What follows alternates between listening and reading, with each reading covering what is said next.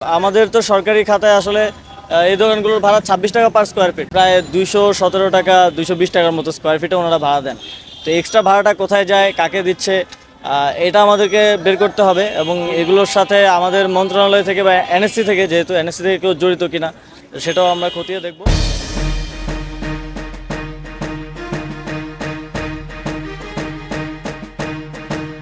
অন্তর্বর্তীকালীন সরকারের যুব ও ক্রীড়া উপদেষ্টা হিসেবে দায়িত্ব গ্রহণের পর থেকেই ক্রীড়াঙ্গনে উন্নয়নের কাজ করে যাচ্ছেন বৈষম্য বিরোধী ছাত্র আন্দোলনের অন্যতম শীর্ষ সমন্বয়ক আসিফ মাহমুদ।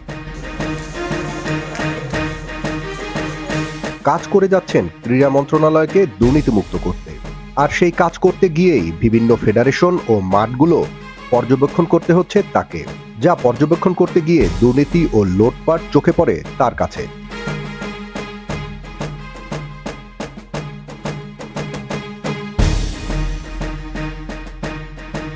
এই অবস্থায় নিজের অবস্থা জানিয়ে সামাজিক যোগাযোগ মাধ্যম ফেসবুকে একটি পোস্ট দিয়েছেন তিনি, যেখানে তিনি লিখেছেন, মনে হচ্ছে আমাকে নিয়ে কেউ দুর্নীতির মহাসাগরে ছেড়ে দিয়েছে।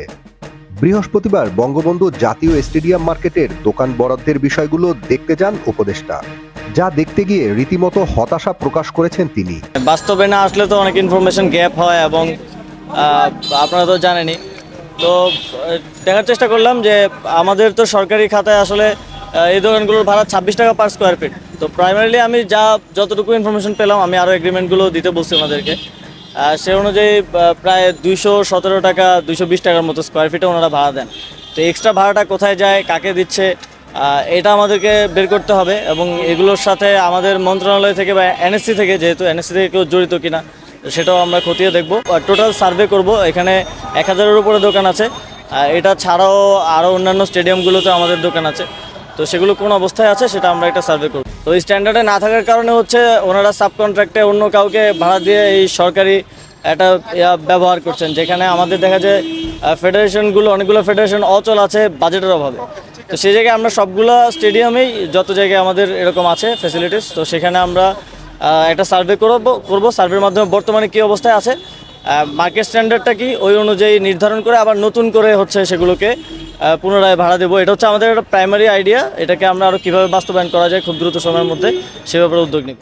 এদিন স্টেডিয়াম মাঠ পর্যবেক্ষণ শেষে দোকান মালিকদের দেয়া বাড়তি অর্থ কিভাবে অসাধু কর্মকর্তারা হাতিয়ে নিচ্ছেন সে ব্যাপারে পদক্ষেপ নেয়ার কথাও বলেছেন ক্রীড়া উপদেষ্টা।